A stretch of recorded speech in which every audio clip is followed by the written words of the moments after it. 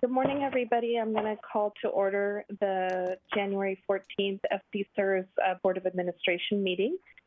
The first item we're going to note is that we're going to have a member join us at 9 o'clock, but we're going to ask Rosie now to call the roll. Yes, Madam Chair. Good morning. Karina Coleman. I'm present. Paul Kaufman. Present. Brett Bartolotta. Here. Michelle Bush. Present. Thomas Battaglia. Here. Natasha Colora. Here. Lisa Marie Harris will be joining us shortly. Charles At 9 o'clock, yes. Charles Hawquist is still absent. Paul Oates will be absent. Louis Maggi. Here. Louis Nguyen will be absent. Clifford Shearson. Not with us yet. And Roberta Spoon. Here. And that concludes the roll call. And Rosie, with that, do we have a quorum presently? Yes, Madam Chair, we do have a quorum present.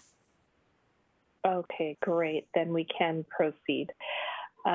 If you are going to be making any moves or motions for votes, please state your first name for the record. That makes it easy for Rosie as we move ahead. I'm going to first ask if there's any public comment. Madam Chair, we do have a public comment. Mr. Fernando Lazaga will be speaking to us today with a 3-minute allotted speaking time. We will hold the comment until action item number 3 with our business operations. Okay, and I just have to ask one question, clarifying question before we begin with the public commentary, and that is if we need to first determine that we can meet virtually today.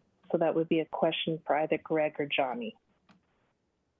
Hi, Karina. I can answer that question. So the public comment will be taken at Mr. Lasaga's request for reconsideration. So there is no non-agenda public comment now, so we can get right into the resolution.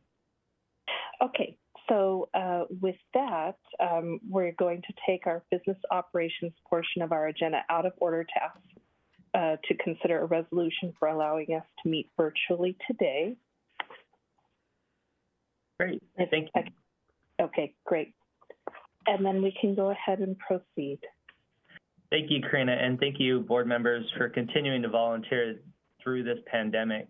In order to keep you safe as well as our members and participants, we ask that we set this meeting to be virtually so that way we can meet from our homes and other residences. In order to do that, we need to pass the proposed resolution. So at this time, I'm asking for a first and a second and a roll call vote. I'm happy to make a first on this so that we can continue to meet virtually. I'll make a second. Lou Maggi.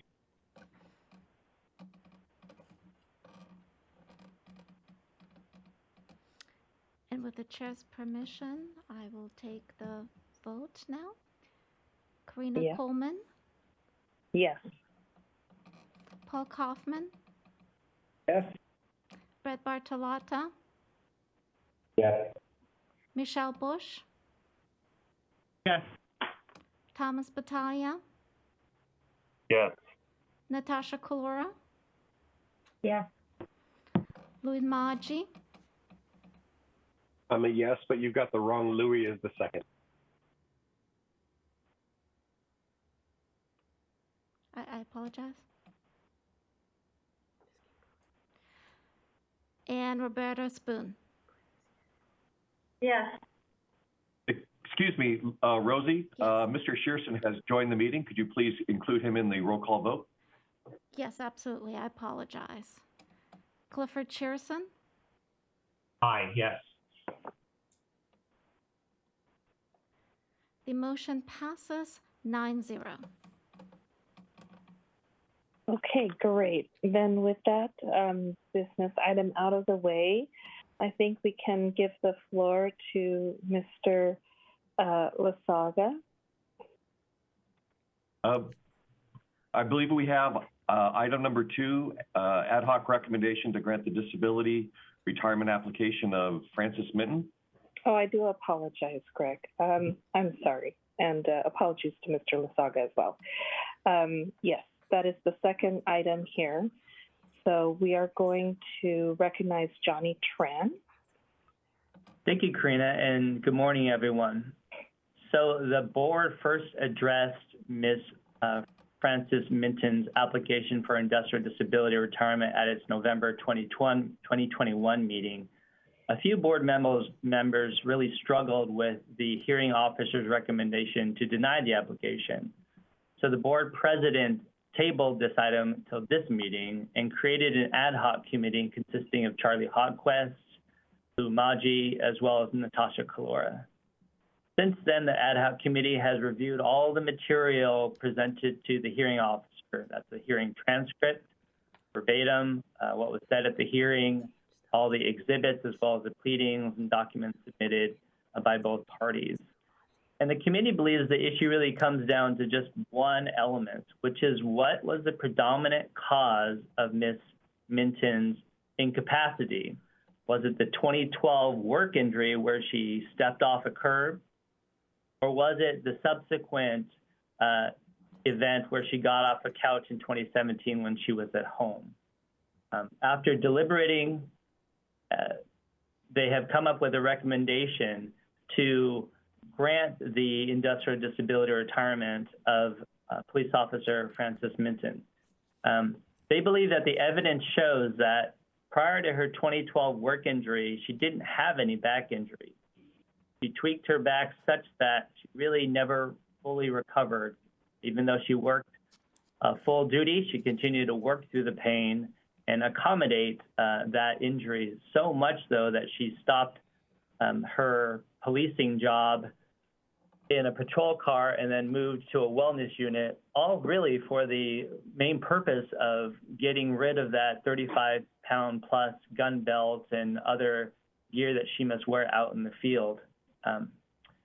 The committee also believes that in 2017, when she was at home and just getting off a couch, that minor incident really was just an exacerbation of the culmination of all her work and injuries from 2012, continuing through 5 years afterwards, patrol and whatnot, that eventually led to her applying for disability retirement and being found that she can no longer do her job.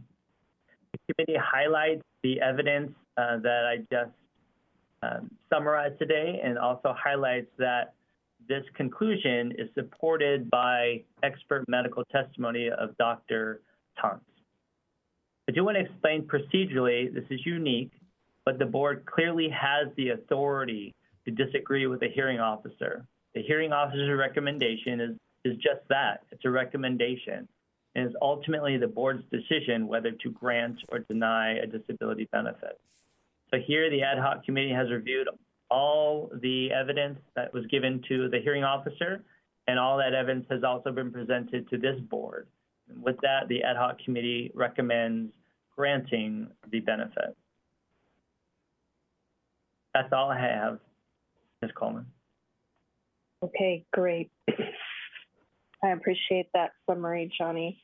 And I know that we've all had a little bit additional time to review the specifics of this case. I do think it was a good decision to set up the ad hoc committee, and certainly do appreciate the extra work that those individuals put into reviewing the particulars of this case. Would anyone like to make a comment or perhaps make a motion to approve the ad hoc committee's recommendation? Michelle Bush, I'll make a motion to approve the recommendation of the ad hoc committee. And Bobby Spoon, I'll second it.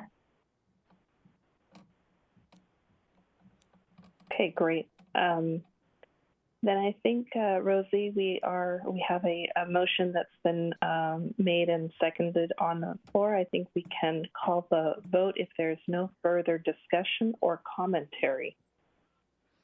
Yes, happy to take the vote, Madam Chair. Karina Coleman, Yes. Paul Kaufman, Yes. Brett Bartolotta, Yes. Michelle Bush, Yes. Thomas Battaglia, Yes. Natasha Kalora, Yes. Louis Maggi, Yes. Clifford Cheerson, Yes. Roberta Spoon, Yes. Lisa Marie just joined us. Would you like to be included in the vote? And good morning, Lisa Marie. Good morning, and sorry for my tardiness, but I'll just abstain. Thank you. Thank you. And with that, the motion passes 9-0.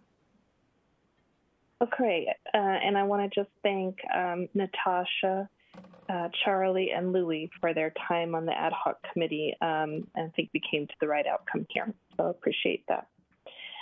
Okay, let's see.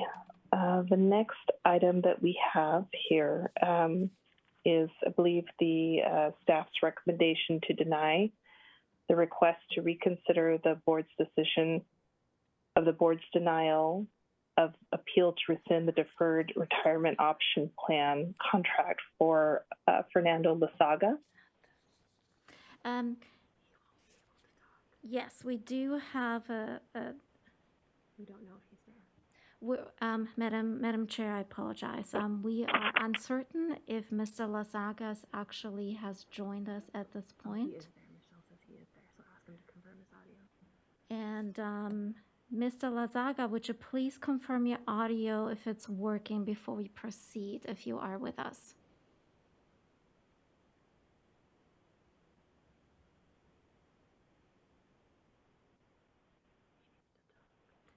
Mr. Lasaga? Hello? Can you hear me? Yes, Yes, Mr. Lasaga. we can hear you. Thank you Thank very you. much for confirming. You will have now 3 allotted minutes to speak. Okay. I just want to remind the board that I am a 20-year member, staff of the city, and that this request was made. I was contacting, when I was going on drop, I contacted the union, and they misinformed me. They didn't inform me. But other staff, I have found out, did get told by their union board, the very top staff of the MEA had not informed me of the possibility even of a pending high pay raise for engineers. It was kept secret. And you allowing this to happen. There's something wrong with the structure. There was something wrong with the structure in 2002 or around then. Your buyout program was questioned, and I questioned it. And I was talking to Judy Italiano of the union at the time, and she said, Fernando, it's such a good deal. Take it anyways, even though the SDCERS is computing it incorrectly. And then she left the city because of corruption. The corruption in the MEA using union wards that are city staff, SDCERS using staff that come from city. So if the city is ripe with a culture of corruption, favoritism, and discrimination, it gets reflected in SDCERS and it gets reflected in the MEA. Not only that, Zuquette, who runs the staff that I was dealing with, the staff that were not informing me, right under him, they're all white. Zuquette was convicted with a Hispanic counselor and a black counselor. The Hispanic was crucified, the black passed away. He gets to run the MEA as well as run the port on the other side at the same time. This is the person who then, this is the MEA that screwed me. And you're letting it happen because somehow divide and control. Their responsibility is big in my decision. They didn't inform me, they informed others. They discriminated against me. And I guess what is being decided here is that you are washing your hands. Even though you're all three, city, union, and SDCERS, together on this, you've washed your hands. You yourself have no Hispanics on your board. You know how to control this city for developers and unions to get what they want, And that's how come Democrats and Republicans are the same, and they have the same COO running the city. And you screw people like me. And if I go to a judge like you, they made you fix, or you said, we can't fix anything. We do no wrong. That judge made you fix those 5 years. Can you go back to that? You fix the police.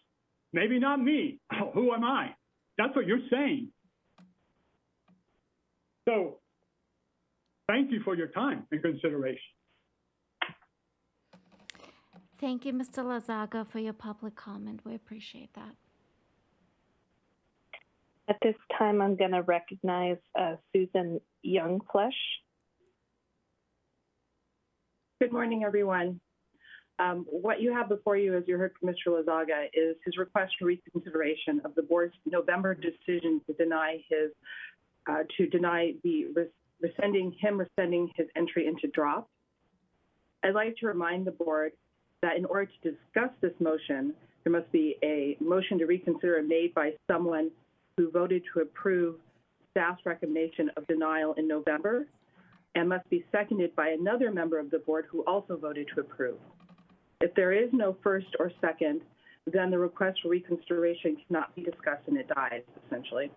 If it is discussed, then there would need to be a motion to grant or deny the request for reconsideration at the end of that discussion. But I am happy to answer any questions that you have.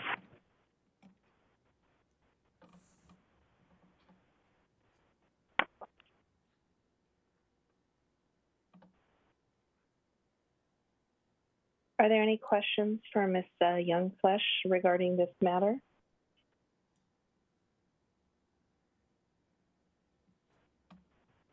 Is there any questions or desire from any of the committee members to make a motion?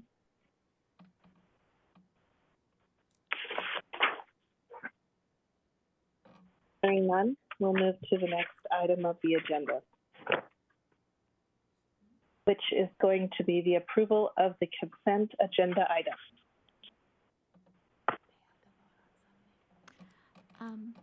Madam Chair, are we going to be calling the vote for motion action item number 3?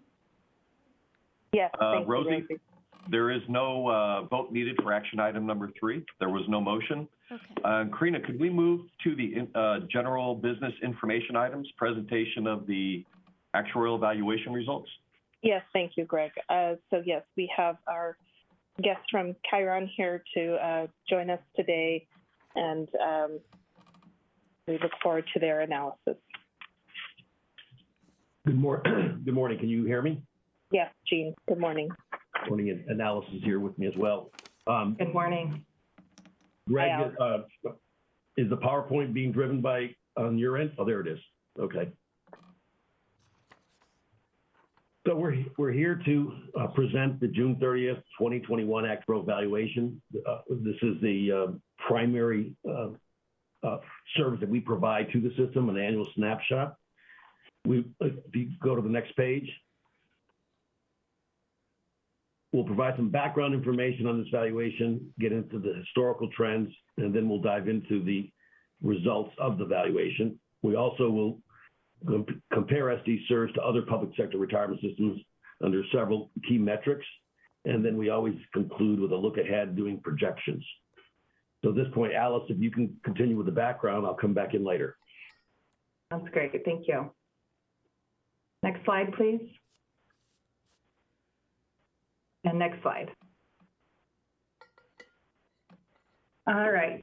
So big picture for the valuation process, as I understand it, we do have a handful of new board members who have not seen our actuarial valuation presented.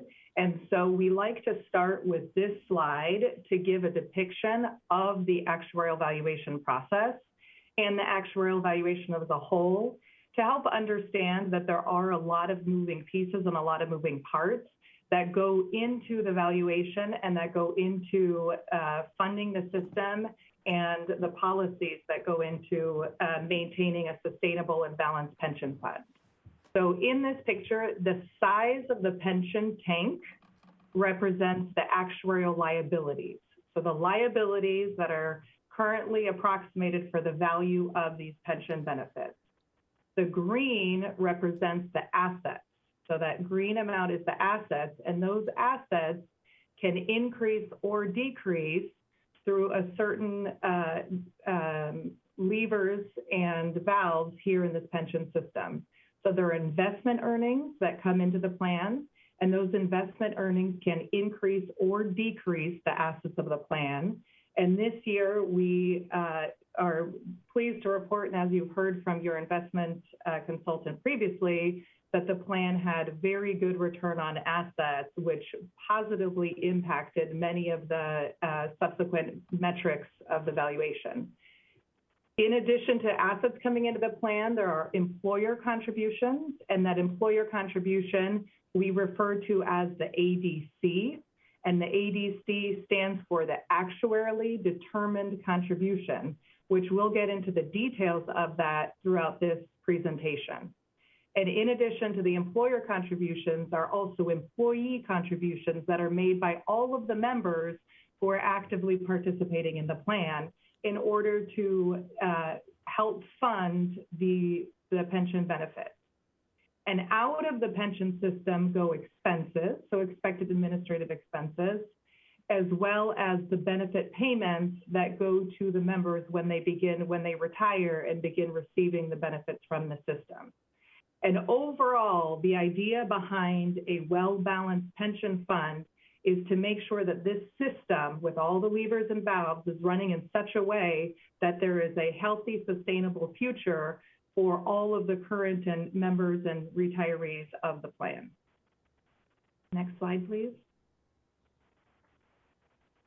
So here's a quick look at the overall process. So the valuation that we're presenting on today, this is the June 30, 2021 actuarial valuation. And we're here today, January 14th, so we're doing fiscal year 2022. And the results of this valuation, the actuarially determined contribution, are the contributions that are calculated to be paid for fiscal year 2023.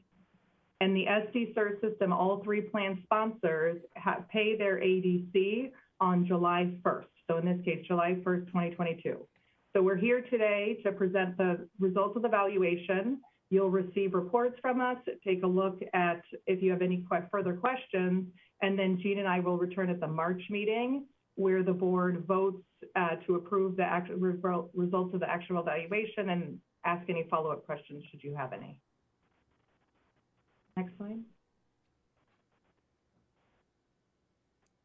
Here is a look at the different tiers of the system. So the City of San Diego, the Port District, and the Airport Authority. And it's clear from the City of San Diego portion that there are many tiers in this system. And off to the right for the city, the gray portion, that's the closed portion, the closed tiers of the plan, which had previously been closed under Proposition B. And we'll get into how the details of the repeal impact the results of this valuation, but that is now in negotiation with the city on reopening that plan. Next slide. And I'll turn it back over to Jean to go through the historical trends for the city. Okay. Next slide, please. This slide is showing a 26-year history of the city's assets and liabilities. The liabilities are the navy blue bars, and the assets, there's two different measures, are the lines. The green lines are the market value of assets, and the gold are the asset smoothing. We smooth assets over a 4-year period. Over this 26-year period, if you start at the beginning, up until the year 2000, the plan was above 90% funded. There were great market returns back then. Then over the next several years, the markets took a dip with the dot-com, and also there was quite a bit of controversy going on with SDCERS, and its funding levels plummeted from a peak of 97% down to 65% in 2004. Since then the plan over the next several years started making improvements until 2007, but then the Great Recession hit, 2008, and the funding levels took a big dive to 66%. The last thing I want to mention about this chart is that over the past 12 years or so, the funding has improved all the way to where it's now at 74.3. But what's sort of hidden in these charts is that back in the early years, the discount rate for these liabilities was 8%, and the system has steadily reduced it to 6.5%. So if we were to see all these funding ratios at an 8% level, the system probably would be close to 100% funded. So the system has made dramatic improvements for the past more than a decade, while at the same time strengthening its discount rate assumption. Next slide. This slide is comparing the actuarially determined contributions that comes out of the valuation, which we're doing today, with what was actually paid for by the city. And you could see I mentioned the underfunding in the earlier slide. In 2003, 4, and 5, the city was significantly underfunding what the actuary was determining as the ADC. But since then, the city has either paid more than or exactly equal to the actually determined contribution. And you'll see a couple of spikes, or 3 or 4 spikes in this chart. In 2010, we had a discount. Oh, no, I'm sorry. In 2011, we had a discount rate drop.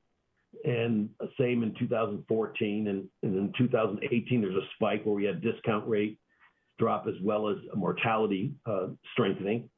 And the same thing, well, not the same, but in 2022, we had an experience study that further strengthened the assumptions. But now you see, and we'll get into this later, there's been a drop in the ADC, a pretty significant drop, and that's primarily attributable to the great investment returns of the past year. Next slide. This slide is showing gains and losses from what was expected. So let me start with the investments, and to the far right, it's giving you 2 columns. What were the investment or liability gains and losses relative to the base? So you could, looking at the gold bars first, you could see the .com drops, losses in 2001, 2, and 3, and then the market recovery, and then the dramatic drop in assets in 2009 or 8, 9 period. And the chart to the right is showing that you lost 20% on your assets, and that was with asset smoothing. And then you see the most recent year, we've got over a $300 million gain. The liabilities gains and losses are much smaller than the investment gains and losses, and that's typically true for all pension funds because liabilities are easier to predict than investment returns. But the good news here is that after a series of 7 or 8 years of liability losses, now that we've strengthened assumptions, in this most recent year, there is, in fact, there's a very tiny liability gain. The next slide was prepared at the request of a former board member who wanted to know why the unfunded liability changes each year. And the black line is the net of all the different factors in each year. We're showing liability, unfunded liability changes due to investment experience, assumptions, liability experience, the fact that you're making contributions, and assumption changes. So again, you could see the impact of investments in the green. And on the assumptions, you can see the teal color where we have discount rate changes and mortality changes. And in this most recent year, you can see the combination of the investment gain of 20, well, on a market value, it was 24.9. We only recognized 10.62 on a smooth basis.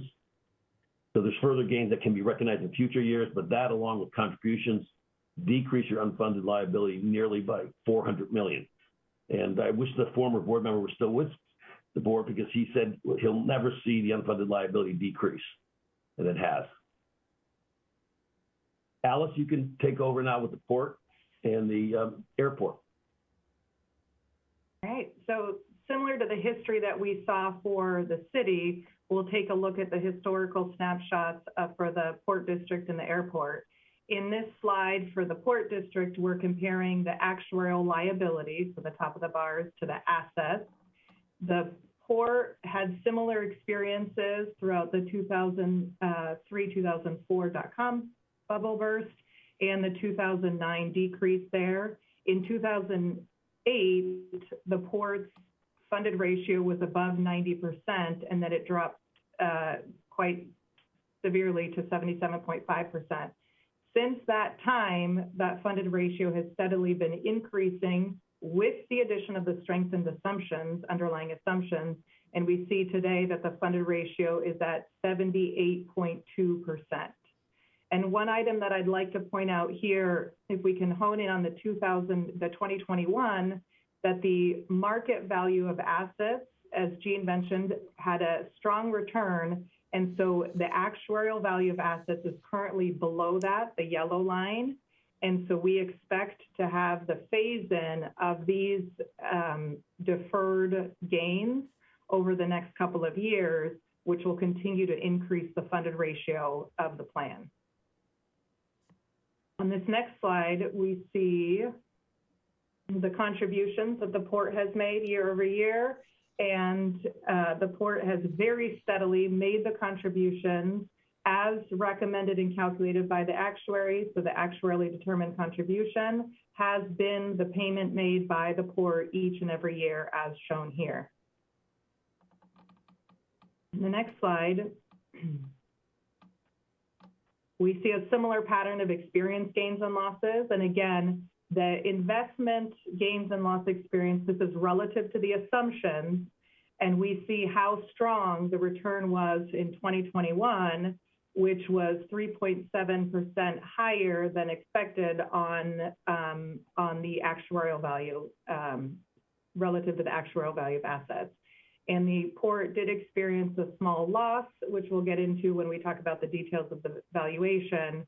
But steadily, year over year, the port fluctuates in the experience, the liability experience between gains and losses, and it's relatively small in relation to the total liability of the plan.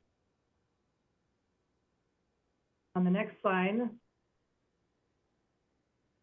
we see the factors that contribute to the UAL, to that unfunded actuarial liability. And in 2021, sure enough, the investment experience really drove down the total unfunded actuarial liability. And then we see the components of change from 2008 forward. Similar experience to the city, so I won't go into each component unless there are further questions later. On the next slide, we get into the airport's historical trends.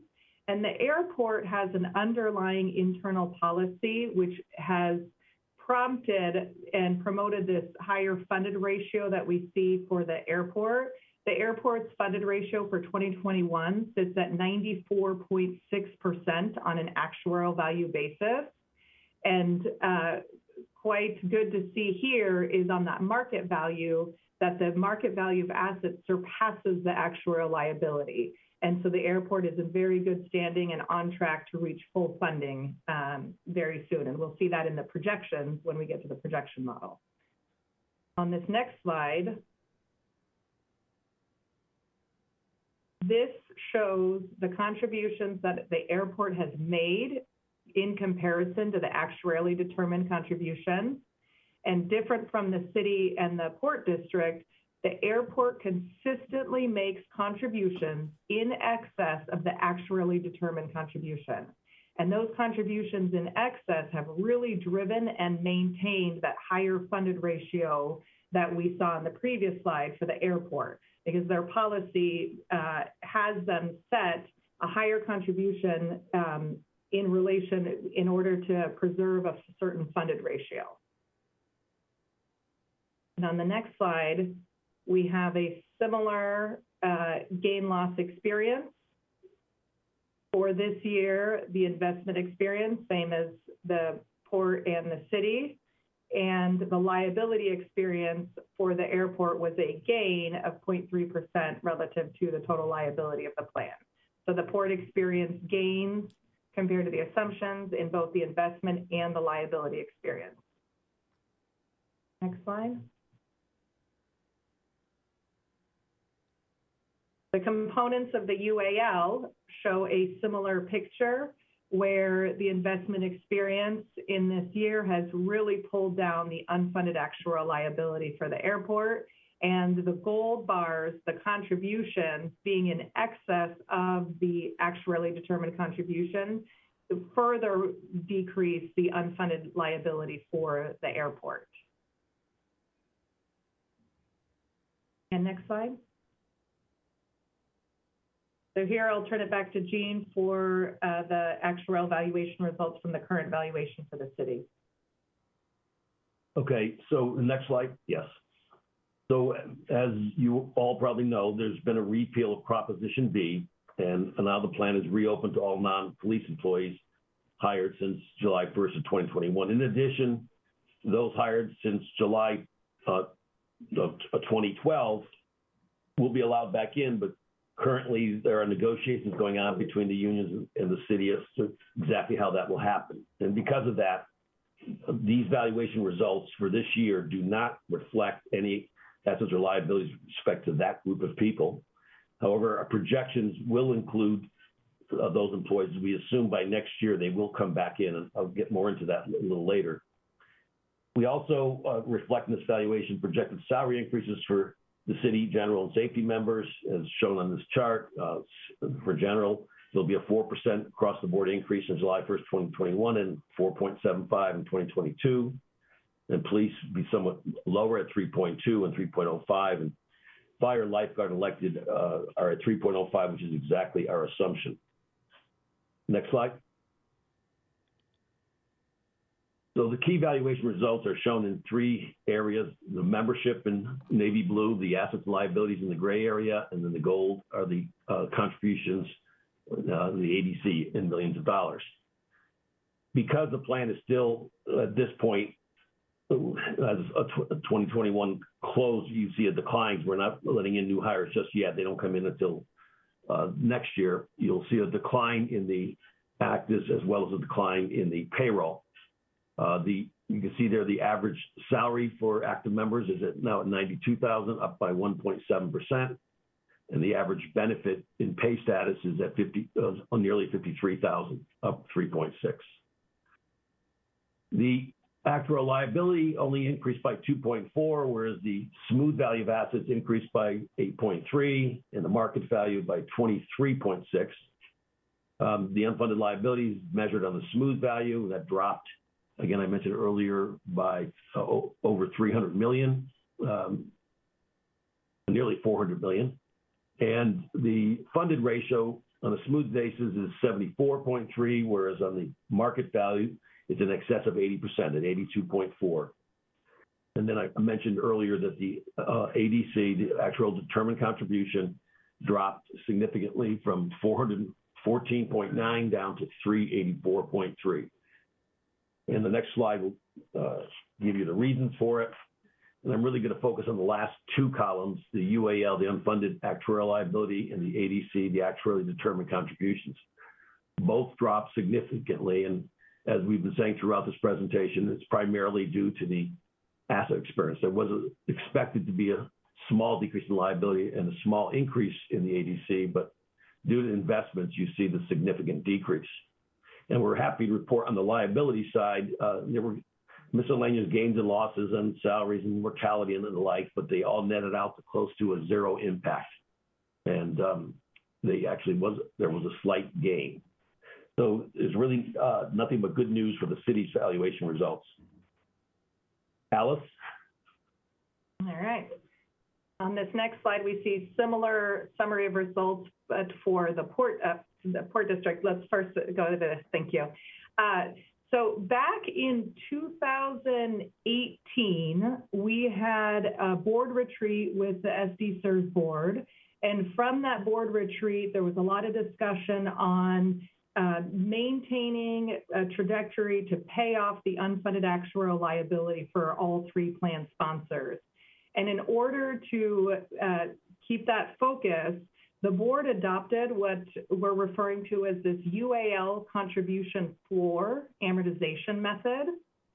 And what that does in the policy, in the funding policy for the plan, if the UAL payment for a given valuation year falls below the floor, then that UAL payment floor will take precedence, and at minimum, that amount will be paid towards the actuarially determined contribution.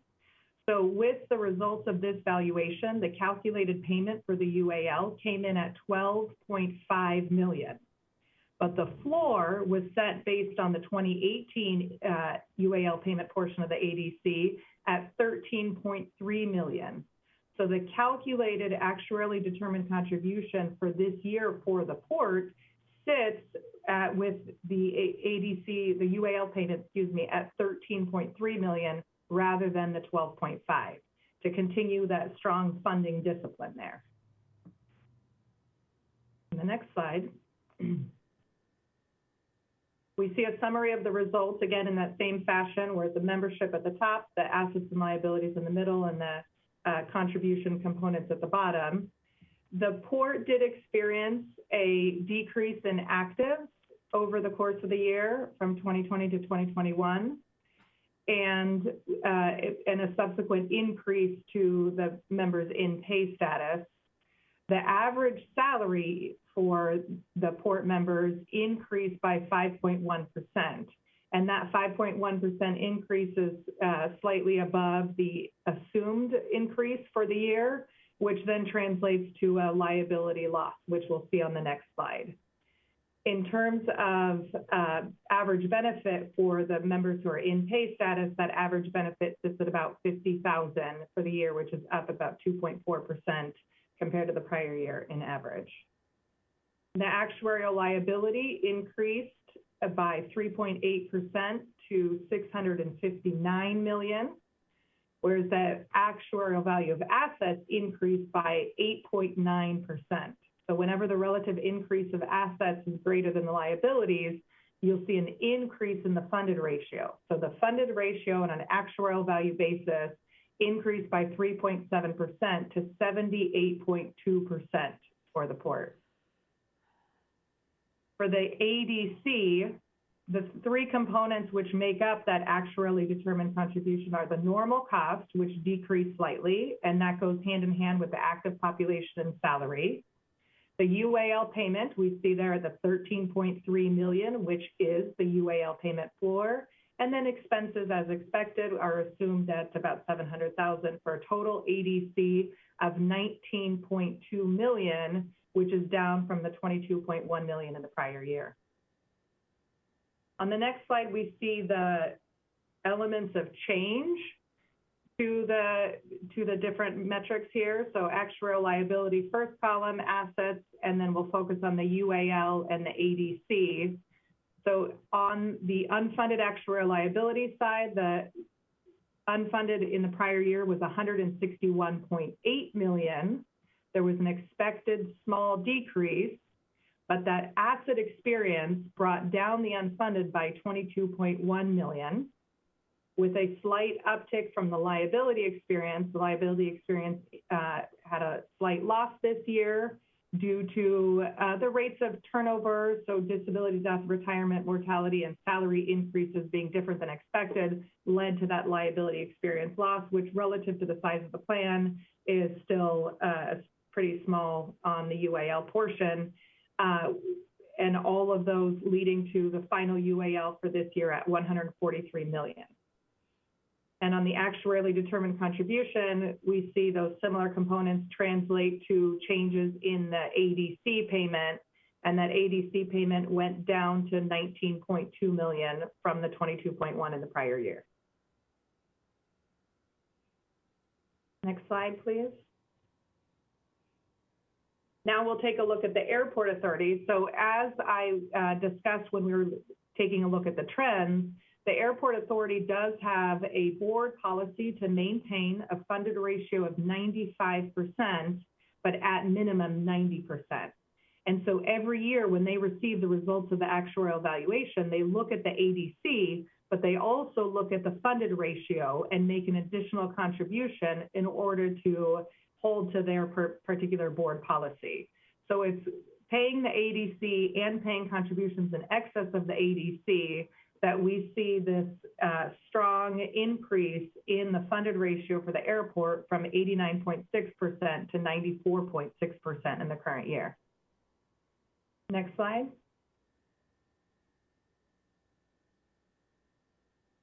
The active membership for the airport also decreased for the year. A few more turnovers and retirements, terminations, deaths, disability than new hires. The payroll for the average salary remained relatively flat. And when that average salary remains flat compared to the actuarial assumption, you then see liability gains, which is what we'll see in the next slide. And the average benefit increased from about $46,000 to $48,000, a 3.3% increase. The airport's actuarial liability increased by 5.6%, and on the actuarial value of assets increased more at 11.5%, which then turns into a funded ratio increase of 5%, all the way up to 94.6% for the airport authority. On the actuarially determined contribution, the ADC, the three elements of the ADC, the normal cost decreased, that UAL payment decreased, the expected administrative expenses stayed steady, and in the end, the ADC for the airport was calculated at $4.9 million, which is a decrease of 24.8%. So they benefited from the strong investment performance of the plan and some of the liability experience gains. And on this next slide, we see a summary of the changes to that UAL and the changes to the ADC. And I'll point out that it's similar in terms of asset experience. So the strong asset performance, that 24.9% return on an actuarial value basis, that was 10.6%, which is well above the 6.5% assumption. So the UAL decreased by about $12 million, and the ADC decreased by about $1 million due to that asset experience. And liability experience was also favorable. The airport saw a gain in liabilities, and that gain in liabilities was largely driven by the salaries increasing less than expected, putting the ADC for the airport again at $4.9 million for the 2021 valuation. Next slide. Dean, you're on mute. Yeah, I was on mute, sorry. So now we'll compare SDCERS to other public sector retirement systems. I'll go over where SDCERS compares to nationally to other large public sector retirement systems, and Alice will then do a similar comparison to where SDCERS compares to public sector systems in California. Next slide. Next slide after that. In fact, the slide that we're just looking at there is something that's available to board members on our website, where you can select various plans and see how they compare to the plans in this database. It's a database that's prepared by the National Association of State Retirement Administrators, NASRA, and in conjunction with the Center of Retirement Research at Boston College. And we've joined forces with the two of them to create a tool that allows us to compare any plan to the universe of plans. In this case, there's about 175 in this database, the largest plans in the country, under different metrics. The first metric we're showing is the discount rate. And in each of the next few charts, SDCERS is represented by the gold diamond. And you see the percentiles. This is the 5th, the 95th, the top of the light blue to the bottom of the light green are 90% of all the plans in the database. And SDCERS was smack in the middle up until 2007. Well, actually 2005, and then, no, 2007, I was correct. And then when it started dropping its discount rate, you could see how SDCERS now came to the lowest discount rate of most, if not all, public sector plans. There are a few that are below that, but just a handful. And so SDCERS does have, compared to the national database, amongst the lowest discount rate, which I think is a good thing. The next chart. Actually, go to the next chart, and I'll come back to this one later, because the next chart after this flows better. With that discount rate, what we did is we calculated the funding ratio on a market value basis of all these plans, but we normalized them so that we assumed everyone's discount rate was 6.5. And you see here, being high is better because it's a higher funded ratio, and the gold diamonds, SDCERS was in the lower half in the early years, and then starting in 2013, in particular 2014, SDCERS, with lowering its discount rate, is at the high end of the funded ratio. And in fact, you see 2021 is a gold diamond all by itself, but that's a little misleading because all the other bars are probably going to go up as well due to the very strong returns that almost all public sector plans had in 2021. But again, SDCERS is in a strong position compared to the national database. Now we go back a slide. This is showing an important metric called net cash flow rate. That's the comparison of the money going in and the money coming out, excluding investments, compared to assets.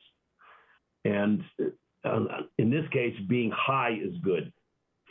So we have found that systems that start approaching 5% negative and beyond are really vulnerable to investment downturns.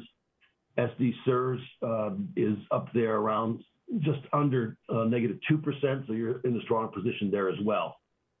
So all in all, SDCERS compares very favorably to the national database. And now, Alice, you can tell the story when it comes to California systems. Okay. 2 more slides. On this next slide, there we go. We see similar comparisons, but rather than on the national comparison, it's looking at the California systems. So these next few charts show a comparison against the 33 plans here in California. And in the top half of this slide, we see the discount rate trends. So California, as it does nationally, sits at the lowest discount rate at the 6.5%. And the graph below, based on the 2020 valuation discount rate, you'll see the sort of checkered shaded bar all the way to the left, that SDCERS was one of 2 plans in California who are using a 6.5 discount rate for the valuation. On the next slide, we see how the system compares in terms of the assumed inflation. So the assumed inflation for this plan is at 3.05%, where the majority of systems in California are using an inflation rate of 2.75%. So when that assumed inflation is higher, it's taking into account greater increases, especially in salary, which it strengthens the valuation of the liabilities when you have that higher assumed inflation. So that puts SDCERS in a good position. And then if you look at the discount rate net of inflation, in order to see the real rate of return, SDCERS has the lowest assumed real rate of return in that bottom chart there at 3.45%, being the only one in that low group for the real rate of return assumption. Next slide, please. Comparing the funded ratio on a market value basis, SDCERS sits right in the middle of the pack in California. And this is through 2020, doesn't reflect 2021 because we don't have all the valuation results from 2021 from all of the systems. But the next go around, as valuations get completed throughout the state and throughout the country, we'll continue to update our databases and update these comparisons. But so, Alice, yeah. If I can just step in, this is not normalized, and that's why SDCERS, unlike the national database, is somewhere in the middle, right? Thank you. Yes, thanks, Gene. That's a very good point. Without that normalization, the funded ratio does look lower compared to its peers. And down below, the funded ratio on the market value, where we're showing that SDCERS is in the group of 13 plans there between 60 and 69%. Keep in mind that that's through 2020. And we saw through the previous slides in this presentation that on a funded market value funded ratio, SDCERS would land in that group of 7 in the 80% on a market value funded ratio at this point. So moving on up. Next slide. So the last part of our presentation are the projections. If we were there, we would go to the next slide, please. If we were there, we would normally be showing you an interactive model where we change returns and the like. This is a model that's online. It's available to staff and board members. And if anyone doesn't know, we'll have to update the 2021 model. So I don't think all of the board members have access yet. Yes. But shortly after. Actually, we normally do it right after the board approves it in March, right? Yes. Is my guess. So what we're looking at is a projection on the top graph of the SDCERS City of San Diego assets and liabilities. The gray bars are the liabilities, and the lines are the two different asset measures, market value and smooth value. And you can see that the funded ratio at the very top of that graph gets to 100% in about 8 years and stays that way, assuming that you earn the 6.5 each and every year, which of course is not going to be the case. But on the left-hand side, you see the returns that are being assumed in this projection.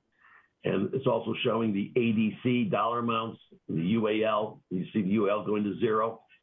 And the model allows you to change returns and discount rates. And again, I think when we come back in March for the final presentation, we will have this model live online, and perhaps we can even do some online, even if it's a virtual meeting, what-if scenarios. But a very significant thing happening is the, if you look at the bottom chart, those are the contributions, the gold bars, and you see the significant drop once the plan gets fully funded, very significant drop.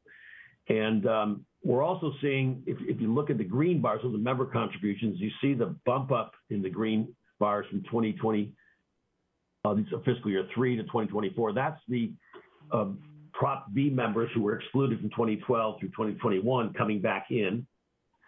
The same thing is happening on the gold bars for the employer, but it's sort of hidden because the jump isn't that significant because the city had such a significant investment gain that's offsetting the hike in the contributions. But again, everything we've shown here today is showing you a system that has improved significantly, and crossing our fingers that investment returns can continue as they have. But this plan is in very good shape right now. Alice?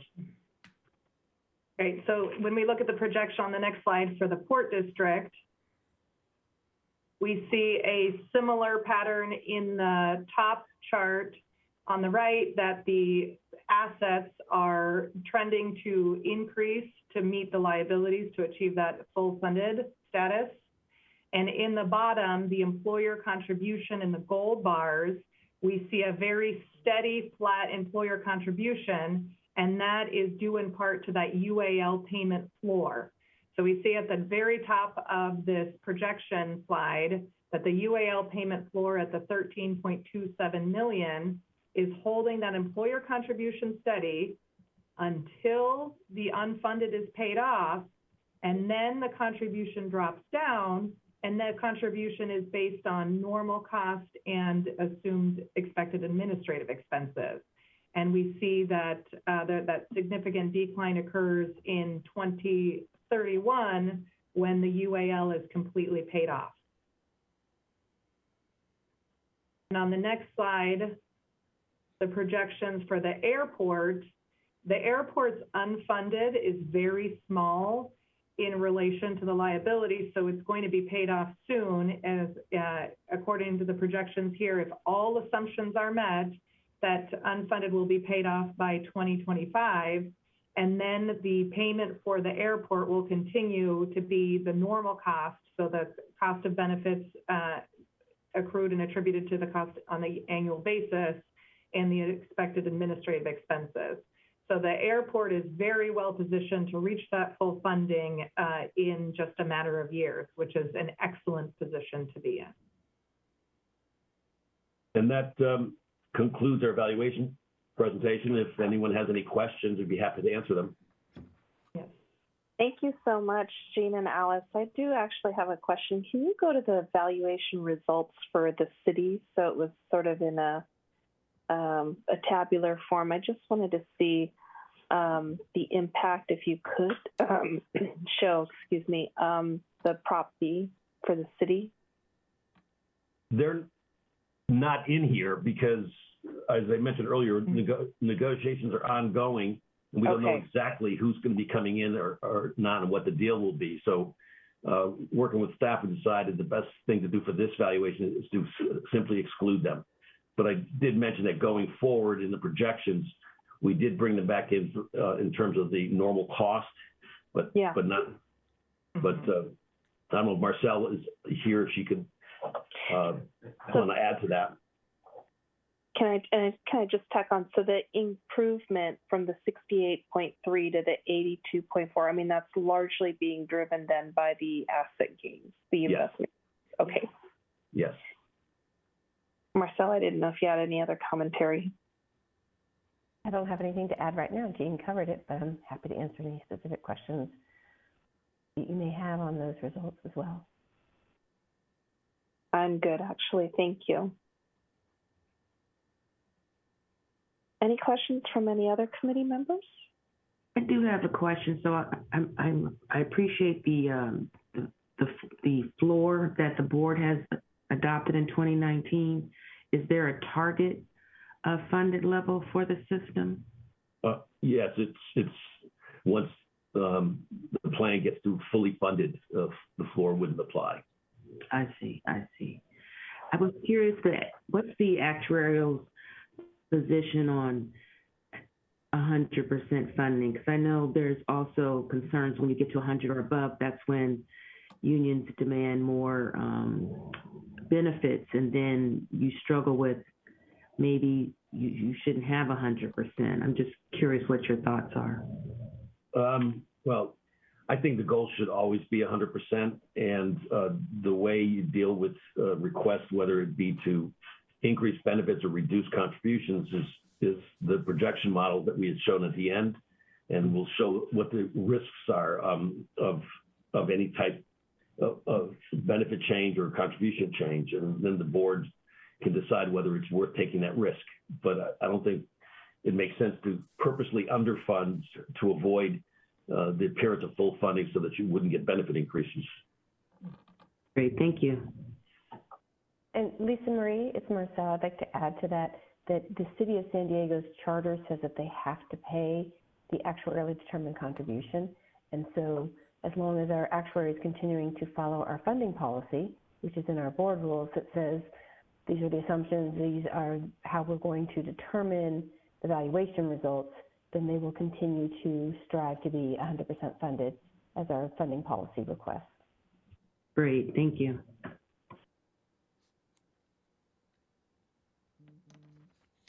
All right, any other questions for Jean or Alice?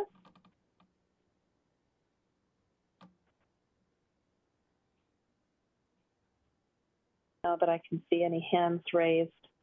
Okay, well then we will thank our colleagues from Kiron. And the next item on the agenda is going to be an informational report from Marcel Voorhees-Rossman. Our fiscal 2021 annual comprehensive financial report.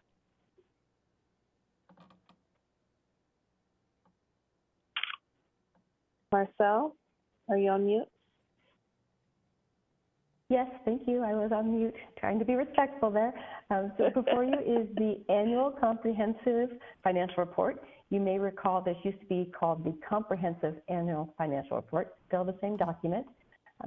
Pleased to report that this year it went very smoothly. The auditors gave us a clean opinion without any comments to management and without any issues discovered in working with staff. So very happy to report that.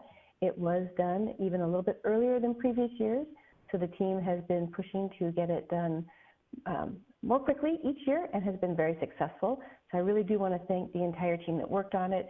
It's our finance team, the investments team, benefits administration, member services, our internal auditor, and then of course our audit committee. And happy to answer any questions you may have on our results from fiscal 21. Yeah, I do not have any questions. Great job. Any other commentary or questions from any other committee members, board members? I want to wish congratulations. I know it's always a lot of work to get a CAFR or ACFR that they're now calling, so good job. Right. Okay. Thank you again. And I think we will now move to the approval of the consent agenda items. We are going to be pulling item D from this consent agenda for separate action, but unless there's any other commentary, I'm going to go ahead and make a motion to approve the consent agenda items, A through C. Paul makes a second. Okay, Rosie, you want to call the roll? Yes, Madam Chair, happy to. Karina Coleman? Yes. Paul Kaufman? Yes. Brett Bartolotta? Yes. Michelle Bush? Yes. Thomas Battaglia? Yes. Natasha Kalora? Yes. Lisa Marie Harris? Yes. Louis Maggi? Yes. Clifford Cheerson? Yes. Roberta Spoon? Yes. Motion passes 10-0. Okay, great. Thank you so much, Rosie. So as we mentioned, we're going to talk about the training separately, and I'm going to turn it over to Greg Rodemacher for some comments. Thank you, Karina. As everyone knows, board members and audit committee members are encouraged to attend educational conferences to stay abreast of best practices in public pension plan governance, operations oversight, and institutional investment. Additionally, board members are encouraged to create a calendar year education plan at the beginning of the year to take advantage of early registration discounts and, importantly, reserve time in their calendars. So in addition to the requested conferences listed in your board meeting materials, Roberta Spoon asked for an additional conference to be included in her list for consideration. So staff recommends including this addition using the following motion for approval. Motion to approve consent agenda item D, board member requested educational conferences for calendar year 2022 to also include Roberta Spoon attending the Pension Bridge ESG Summit, February 22nd through 24th, to be held virtually. Thank you, Karina. Okay, and I will gladly make that, if there's a second that's needed there, or that motion, I'm happy to make that motion. Motion and a second. And a second, okay. Lou Maggi, I'll second it. Wonderful. So we can go ahead and now call the roll on the training education. Yes, Madam Chair. Karina Coleman? Yes.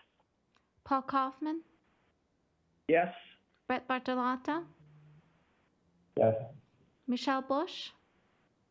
Yes. Thomas Battaglia? Yes. Natasha Kalora? Yes. Lisa Marie Harris? Yes. Louis Maggi? Yes. Clifford Cheerson? Yes. Roberta Spoon? Yes.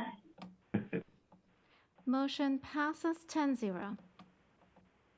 Okay, great. We are going to go ahead and provide the updates of the various committees. Before we get to the investment committee, we'll take a short break just to, manage expectations. So without further ado, I'm going to turn it over to our former audit committee chair, Paul Kaufman, for a recap of the audit committee. Thank you very much, Karina. Just summarizing our last meeting here. First of all was the appointment of a new audit chair. As indicated earlier, I stepped down From the Audit Committee, since I was recently appointed as the VP for the Board of Administration. And I'd also like to allow other members of the AC to chair as needed. The committee motioned to have Lana Rachenko as the new Audit Committee Chair, and it was approved by the committee members in a vote of 6-0. Moving on to information items, review of the fiscal year 2021 Annual Comprehensive Financial Report, better known as ACFR. Ted La Silva reviewed the report with the Audit Committee and answered specific questions when asked. MGO was also asked to call to answer specific questions asked by the Audit Committee members, and again, that ACFR was approved. Secondly, the MGO summarized communications. Linda Hurley from MGO presented communications resulting from the audit. They issued an associated audit report after the Audit Committee meeting, which included 3 memos in total. So we completed that activity. Third on the list was the Audit Committee meeting frequency. Sarah Dickinson recommended that the meeting frequency be adjusted to 3 meetings per year, with a 3rd meeting to be added in March 9, 2022. The Audit Committee chair sets the meeting dates and added the March 9 meeting to the calendar. Ostensibly, this was to smooth the workload for the Audit Committee over three sessions. We also reviewed reports from the Internal Audit Committee Division report.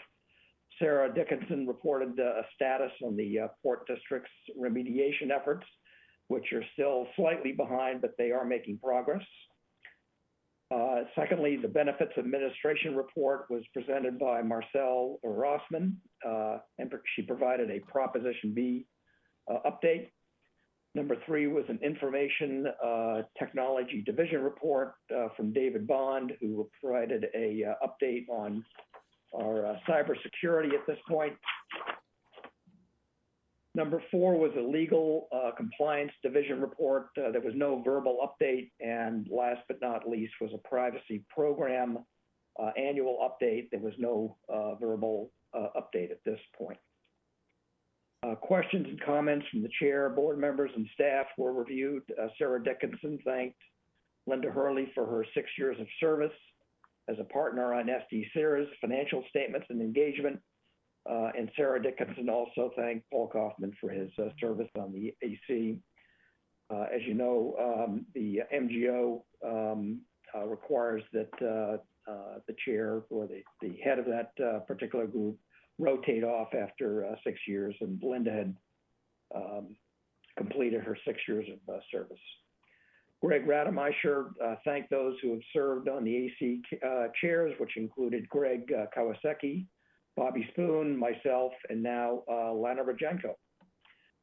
In a closed session, last but not least, Alfred Coe and Gina Deloche from RSM, as well as Sarah Dickinson, shared closed session comments regarding the business continuity plan, which was completed in July of 2021. And the next audit committee chair, next audit committee is scheduled for March 9, 2022. So with that, Karina, I'll turn it back to you. Thank you so much, Paul, for that that summary of the last audit meeting. And we thank you also for your service as chair of that committee. So thank you, Paul, for stepping up. Next, I'm going to recognize Natasha Kalura for the Disability Committee. And Natasha, if you could give us a summary of the last meeting. Thank you, Karina. I was happy to serve as the Disability Committee's interim chair and look forward to Charlie's return for our March meeting. At the Disability Committee meeting, the committee granted Mr. Kern's request to pull his disability application from the agenda due to an illness that prevented him from meeting with an SDCERS counselor to review his retirement options. As a result, action item number 3 is pulled from today's agenda. Before I review the remaining action items and make a motion for the consent agenda approval, are there any action items that the board members would like pulled for discussion and a separate vote? Seeing as there is none, our first action item is staff recommendation to adopt a resolution allowing the meeting to be held virtually pursuant to AB 361. This motion passed unanimously. Our next action item was staff's recommendation to approve the industrial disability retirement application of Todd Bailey. There was agreement that the injury suffered by Mr. Bailey qualified him for an industrial disability retirement. The motion to approve the application passed unanimously. Our next action item was the staff recommendation to grant a continuance of adjudication deadline for the industrial disability retirement application of Mario Bagnesco. There was agreement to extend the time that Mr. Bagnesco has to hold his disability hearing. The motion to approve the continuance passed unanimously, and this concludes the committee action items. If there is any further discussion on these items, let me know. Otherwise, I will move to the Disability Committee consent agenda items 1, 2, and 4. Rosie, if you could please call the roll call for vote. Yes, happy to. Karina Coleman? Yes. Paul Kaufman? Yes. Brett Bartolotta? Yes. Michelle Bush? Yes.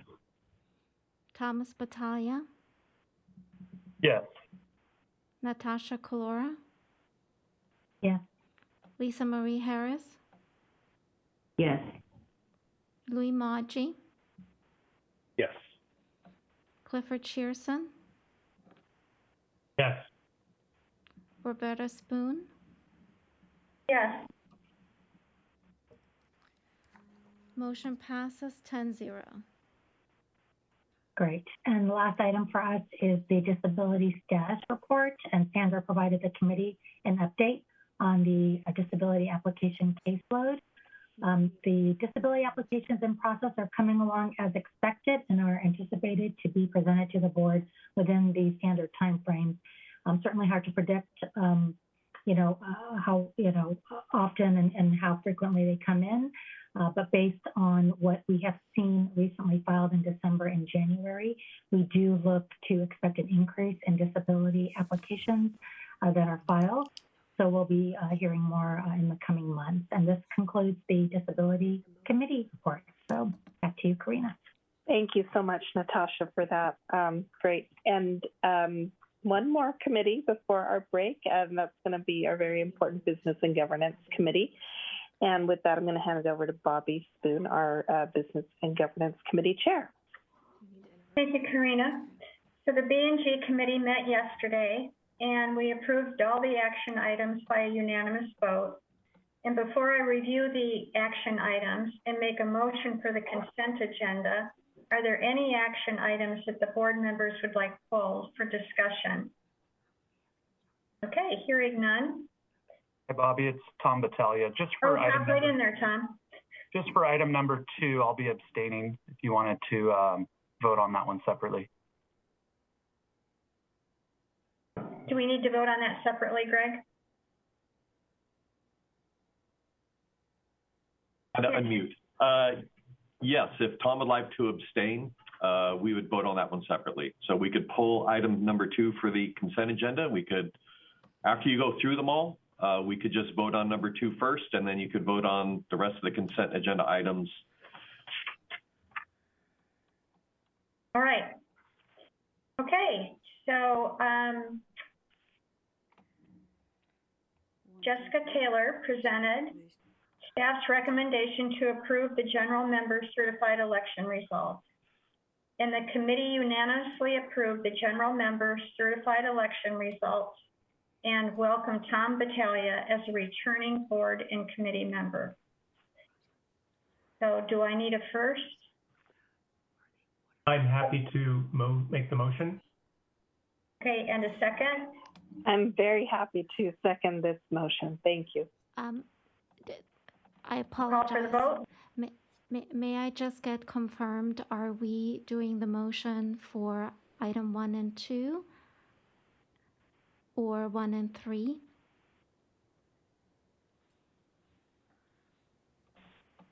Now, Rosie. Yes, that's Rosie. Yes, that would be me, Rosie. I'm just We're trying doing to it for make item sure. 2, Rosie. Rosie, we're calling for the vote on item 2. Thank you very much, Bobby. So click on item 2. You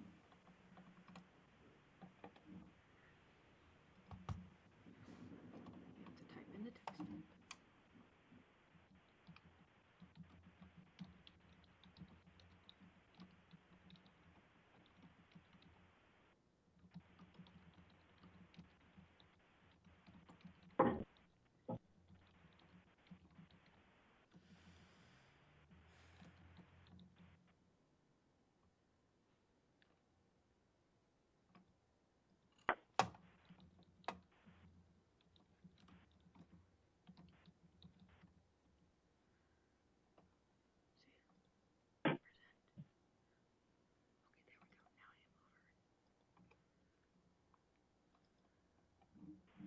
There we go. Okay, we are ready. So I think Cliff Shearson was the first, I believe it was Cliff, and then myself was the second. Thank you very much. Okay. So now we're going to vote on this motion. Karina Coleman, Yes. Paul Kaufman, Yes. Brett Bartolotta, Yes. Michelle Bush, Yes. Thomas Battaglia, I'll be abstaining due to the results are related to my win.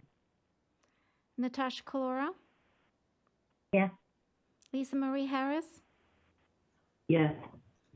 Louis Maggi, Yes. Clifford Shearson, Yes. Roberta Spoon. Yes. Motion passes 9-0. Okay. All right. Welcome, Tom. We're happy to have you back. Thank you so much. I'm excited for another 3 years. Thank you. Great. So moving back to the consent agenda, we approved, the committee unanimously approved the resolution to hold the meeting virtually. And the committee also unanimously approved staff's recommendation to amend the noted policies and rules that are listed in the agenda, and there were no substantive changes. And if there is no further discussion on these 2 items, I move the B&G committee, consent agenda committee items. Rosie, will you please call for the vote? Yes. Karina Coleman, Yes. Paul Kaufman, Yes. Brett Bartolotta, Yes.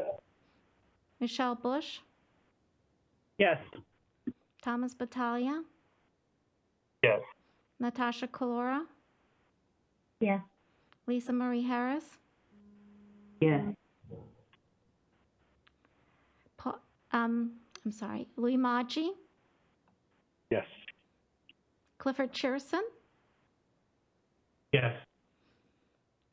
Roberta Spoon, Yes. motion passes 10-0. Great. Moving on to the information items. The Deferred Retirement Option Plan Interest Rate Review was presented by Greg Rademacher, commonly referred to as the drop rate. The drop interest rate review was requested by the board at our November meeting to review the drop interest rate calculation methodology. It was determined that the current methodology remains appropriate. It was adopted by the board in 2009. It was amended by the board in 2013. At the staff's request, the committee directed the staff to work with our plan actuary to further evaluate the methodology prior to setting the 2023 rate. So it was determined that our current methodology will remain the same for 2023. The second information item was presented by Johnny Tran, and it was the cyber insurance update. Johnny explained that the current cyber insurer has declined to renew coverage for SDCERS, and that other insurance offers are up to 20 times the current cost for half the coverage. Staff is continuing to search for viable coverage and is working with IT security and outside vendors to ensure that SDCERS is prepared in the case of a breach. Following that, we heard division reports and operational reports from members. We heard oral reports from Member Services, Benefits Administration, and Information Technology. And we received written reports from Legal and from Finance. If there are, all of those reports are included in the packet, the board packet, and if there are no questions or comments about the reports, then I think I'm going to send it back to Karina. Thank you so much, Bobby. I appreciate your Bobby, I think summary. Lisa Marie had her hand up for a second. Thank you, Greg. Go ahead, Lisa. Oh, thank you. Maybe it's a question for our general counsel, but is there overall strategy to figure out how to have proper coverage for cybersecurity? Are we going to, what are the considerations? Are we going to lower our coverage, or are we going to just pay more? What's the overall position on managing this risk? Sure, Lisa Marie. Thank you for asking the question. Cyber insurance, like all insurance, is a risk mitigation tool. It's something we haven't had for the majority of time at SDCERS and just recently purchased it only in the last 3 years. So when the cost mitigation price is right, like it was last year, we thought it was a good option. Right now, I think the market is going through somewhat of a correction because of some extremely expensive claims last year hit by municipalities.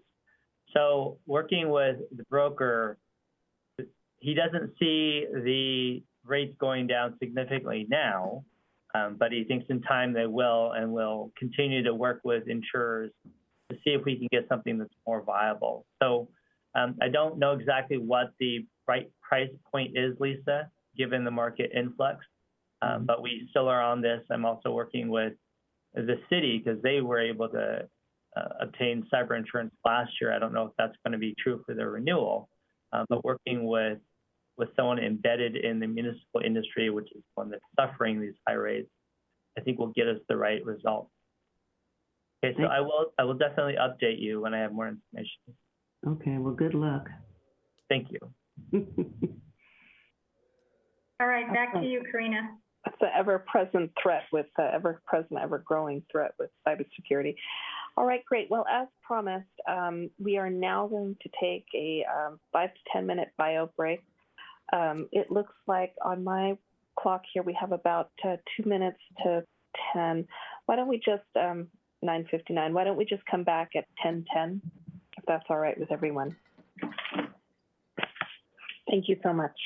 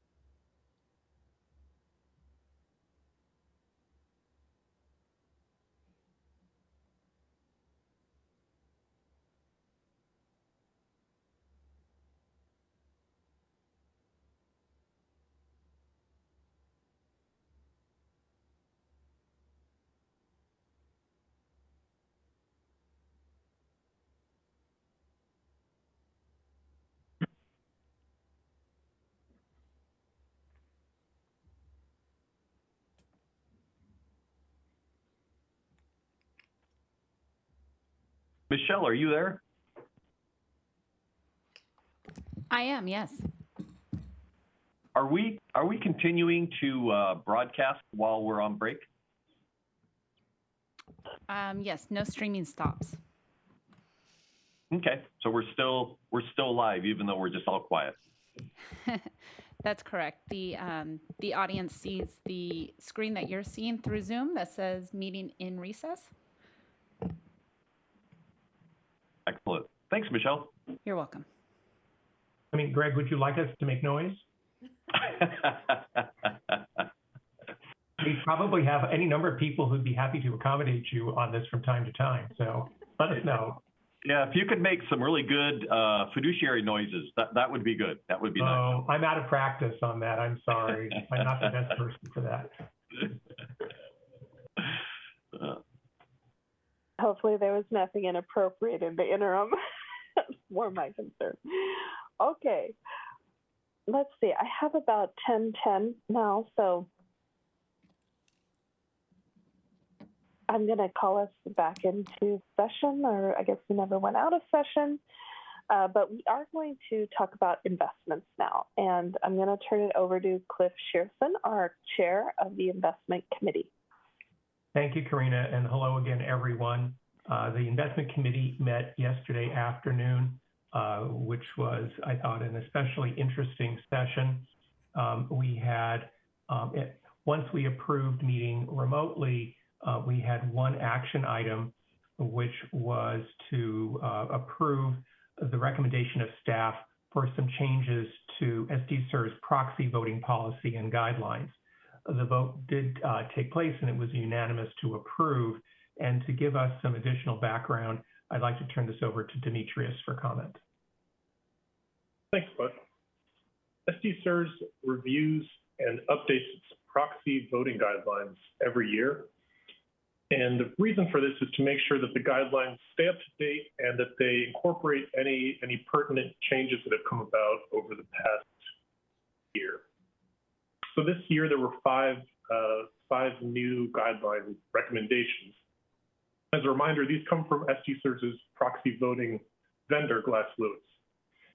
So the 5 new recommendations this year covered topics such as board term limits, multi-class share structures, special purpose acquisition companies or SPACs, board diversity, and the board's oversight of environmental and social issues. These are all outlined in the accompanying memo, but if there are any questions on any of these, I'm happy to take them.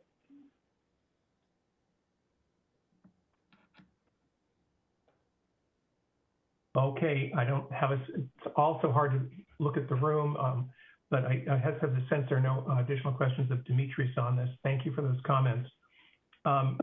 We had a very interesting information item, which was on the topic of environmental, social, and governance education.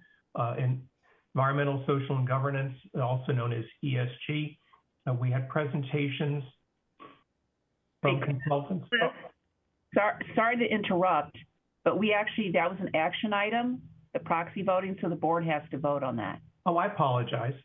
And you can move that. I will move that we approve the proxy voting update. Bartolotta, second.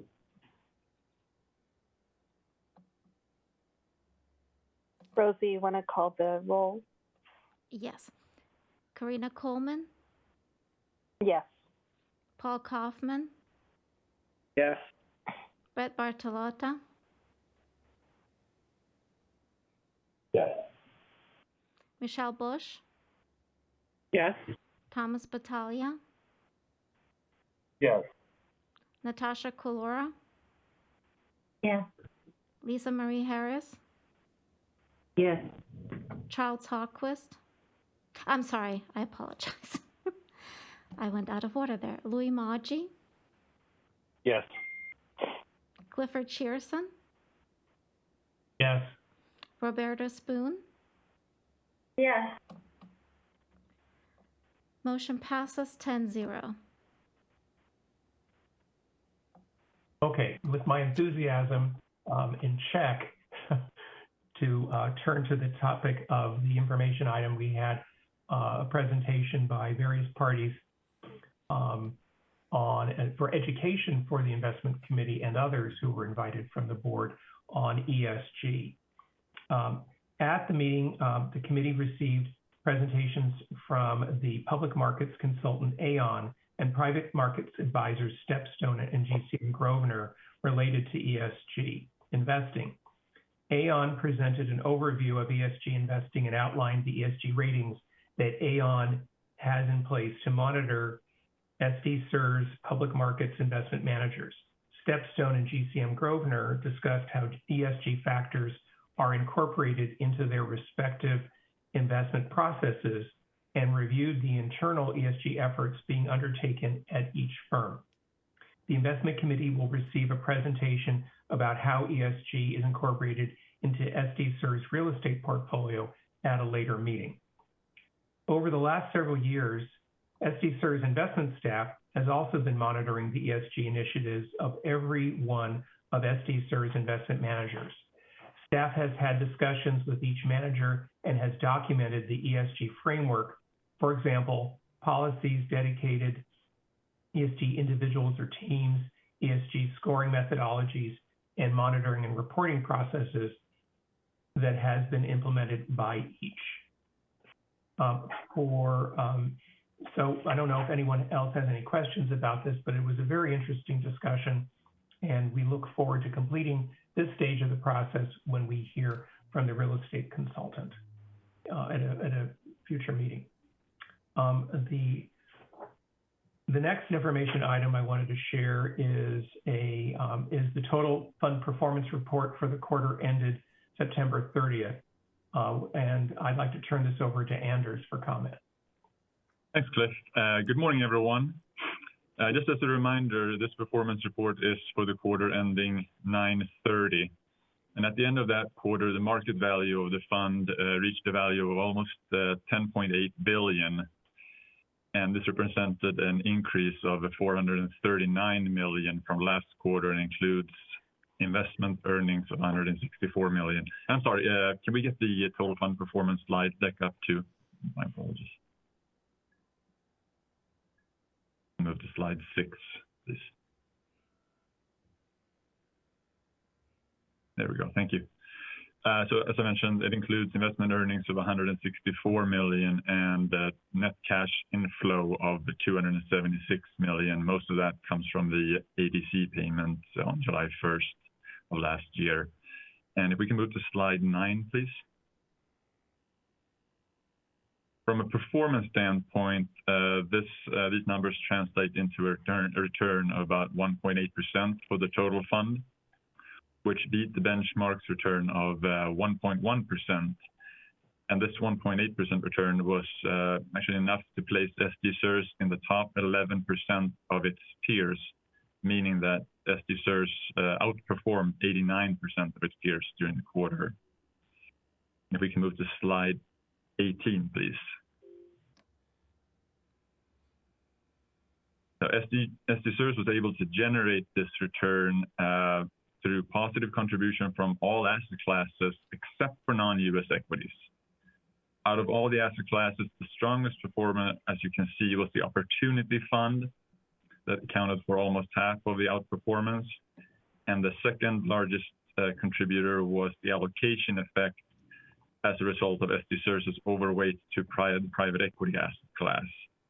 Over longer time periods, we expect the allocation effect to be minimal as we try to keep the asset classes as close to that target weight as possible using rebalancing and the annual plans for the private markets. Those are all the comments I had. If there are any questions, I'll be more than happy to answer them.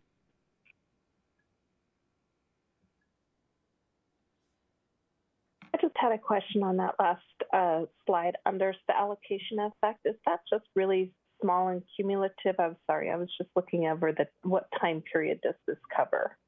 This just is for the third quarter? Yeah, this is just for the quarter.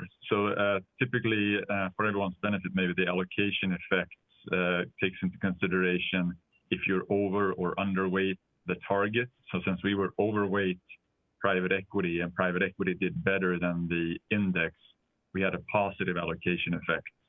Now, on the opposite side, if we were overweight something that did worse than the benchmark, we would have a negative allocation effect. Okay, great. Thank you. Yeah.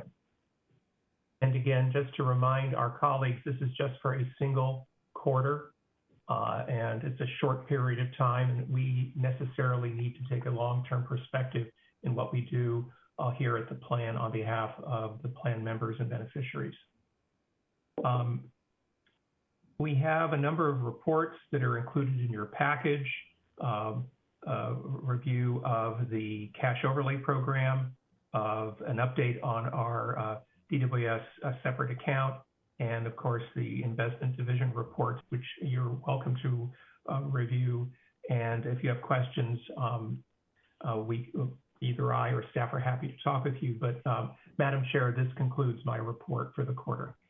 Okay, great. Thank you so much, Chair Sherman. And indeed, it was a very interesting educational session on the ESG, so we look forward to hearing more about that. And there's obviously a lot of institutional interest in that area at the moment, and we will be keen to see what recommendations come out of this study. With that said, I think I'm going to ask if there's any other comments from anyone else on the board, staff, from our CEO, anyone who would like to hop in. And otherwise, I do think we have a closed session. I would love to hop in, Karina. All right, great. Go ahead, Greg. Well, first of all, I want to welcome Tom Battaglia back to the board for another nearly 4-year term. Tom's prior service started in January 2017 through March 2021, when he served on the Disability, Business and Governance and Investment Committees. And we are really fortunate to have an experienced board member being added back to the team. Welcome, Tom. I would also like to thank Natasha Kalura for serving as our interim Disability Committee Chair. Chair Hogquist was unavoidably unable to attend the meeting, and Ms. Kalura readily accepted the gavel and did a spectacular job in running our Disability Committee meeting and making a great report out today. So thank you, Natasha. And speaking of meetings, we remain optimistic that we can transition to in-person committee and board meetings at some point in 2022. At this point, we do not know if the March meeting will be virtual or in person, but our goal remains to have transparent meetings in the safest manner possible. And interestingly, the state of California, their exception to the Brown Act open meeting laws expires the later of the when the state of California decides that we are no longer in a state of emergency, or January 1st, 2024. Currently, the governor of California has extended the COVID state of emergency for a third time, which now expires March 31st, 2022. When I joined SDCERS about 4 years ago, one of our leadership team members shared with me her plan to retire right about this time. And as one of her many strengths is planning, she has announced her intent to retire pretty much right on schedule. Yes, Liza Krisafi, our Chief Investment Officer, will be retiring at the end of July this year.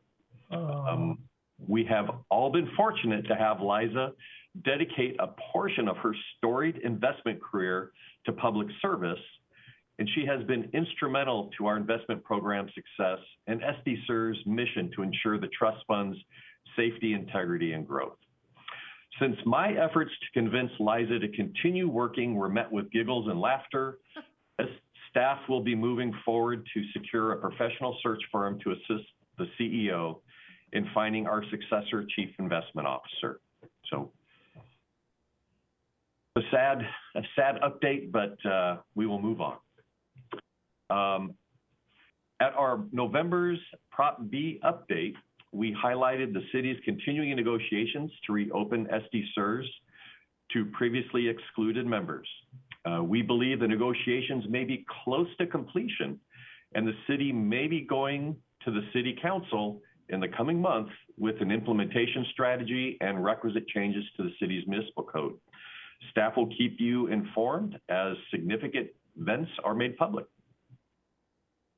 Now, I do have a few staff recognitions, so please your patience. This may take me a little bit. I would like to recognize Cynthia Queen for joining me in attending the REA, that's the Retired Employees Association's holiday luncheon on a December day where the weather was like a hurricane, and helping our table win a prize for a nice box of See's chocolates for a retiree at our table. I would like to thank Johnny Tran and Cynthia Queen for joining me during an SDCERS update to visit with Mayor Todd Gloria and two of his key staff. And as our mayor is focused on critical issues facing the city, as he mentioned in his State of the City address, our meeting was brief. The mayor did express his appreciation to the SDCERS Board of Administration for their continued efforts to ensure the plan is administered with integrity and professionalism.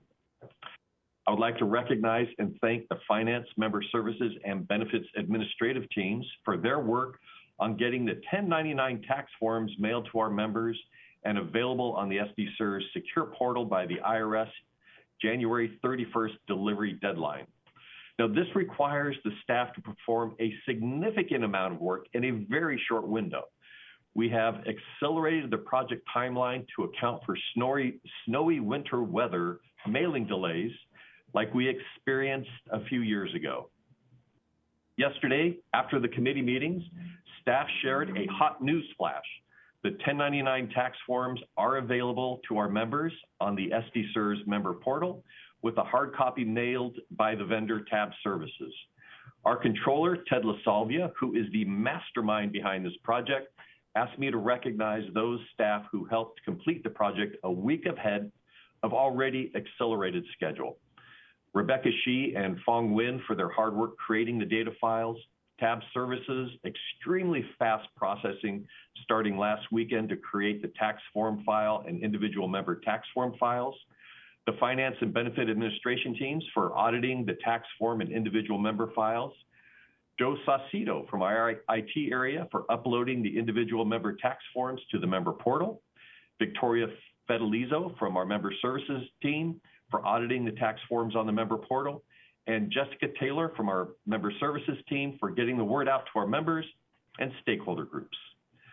I would also like to recognize the Information Technology team, which is a collaboration of SDCERS staff and contractors, for receiving the Municipal Information Systems Association of California's prestigious Quality Information Technology Practices Award for demonstrating quality information technology practices. This is the fourth year receiving this award and acknowledges SDCERS is following information technology best practices. Good job, Dave. And finally, I would like to recognize the entire organization, the board, the staff, and business partners for being committed to our mission and values, as evidenced by the following quote received from a member on SDCERS website Contact Us page. And I quote, "I would like to take the opportunity to thank everyone associated with SDCERS for their hard work and dedication to all the members." And this next part was in all caps, which is basically shouting over the internet.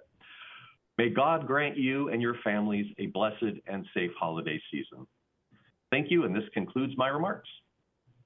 Okay, thank you so much, Greg. And I will echo your remarks with regard to welcoming Tom Battaglia. So good to have you back on the board. And Liza, those are big shoes to fit whoever is going to follow in your footsteps. So you surely be missed.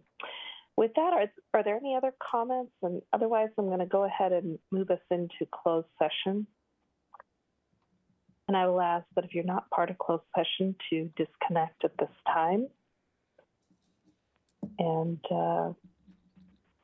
Johnny, if you want to announce when we are in closed session. Thank you, Karina. Rosie and Michelle,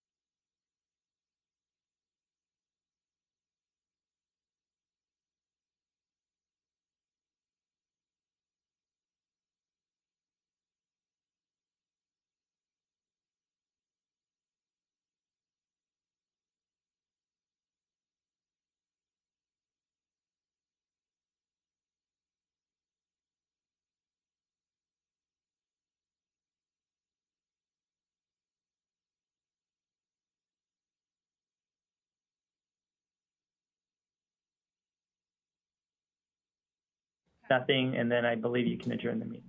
Perfect. Thank you so much. Thank you, Hannah. Mike? Do we all stay on? Do we all stay on or we leave? That is your choice. Free to Karina leave. has to stay, but the rest of you may go. We may go. Okay, got it. Okay, thank you. Thank you. Happy New Year. Have a good one. Thank you, Liza, for joining us. Madam Chair, can we have about 30 seconds, please? Yeah, absolutely. Thank you. Good seeing you, Chris.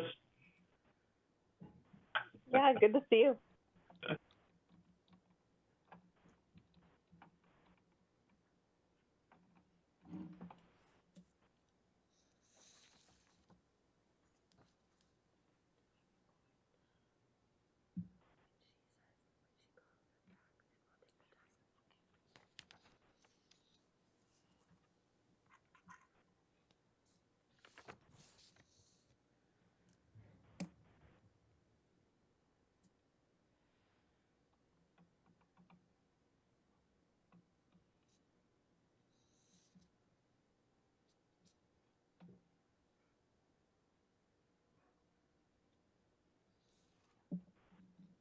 Karina, great job, and I hope you get over your cold quickly. Thank you. Oh my gosh. It's, yeah, half my family has COVID at the moment. So I had to, I'm in a different location. I'm not home. I hope everyone's recovering. Oh, thank you. Appreciate that. Madam Chair, we're ready to proceed. Okay, great. I'm going to take us back into open session and ask our General Counsel, Johnny Tran, if he has anything to report out of closed session. No, there's no actionable items to report out of closed session, Karina. Okay, thank you so much, Johnny. And with that, I'm going to go ahead and adjourn today's meeting. I want to thank everyone for your attendance and attention today, and we'll see you next time. Thank you. Karina.